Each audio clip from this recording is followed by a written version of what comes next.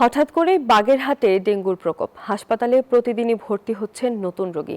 চিকিৎসকরা বলছেন, জমে থাকা পানিতে এডিস মশার বংশবিস্তার এবং সচেতনতার অভাবে বাড়ছে সংক্রমণের ঝুঁকি। প্রতিনিধির পাঠানো তথ্যচিত্রে ডেস্ক রিপোর্ট। টানা বৃষ্টির পর বাগেরহাটে উদ্বেগজনক হারে বাড়ছে ডেঙ্গুর প্রকোপ। জেলার বিভিন্ন এলাকা থেকে প্রতিদিনই নতুন রোগী হাসপাতালে ভর্তি হচ্ছেন। বর্তমানে বাগেরহাট 250 শয্যার হাসপাতালে ডেঙ্গু আক্রান্ত হয়ে চিকিৎসাধীন আছেন 44 জন। ডেঙ্গু আক্রান্ত হয়ে রবিবার ভোরে মারা গেছে এক শিশু। আমার ছেলেকে নিয়ে এসেছি, এই 3 দিন হয়েছে। তার ডেঙ্গু, এখন সে মোটামুটি একটু সুস্থ আছে। কিছুদিন দিয়ে জ্বর আসছিল, তারপর এখানে ডাক্তার ইমার্জেন্সিতে দেখালাম। দেখানোর পরে তারা ডেঙ্গু টেস্ট দিয়েছিল। ডাক্তারে ওরে টেস্ট দিছে।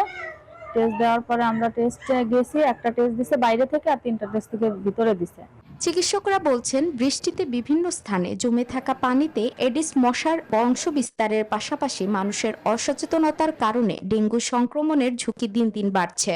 বর্তমানে আমাদের এখন পর্যন্ত 7 জন আমরা ডেঙ্গু রোগী পেয়েছি এবং এদের কোনো কমপ্লিকেশন নাই, এরা সবাই জটিলতা মুক্ত আছে।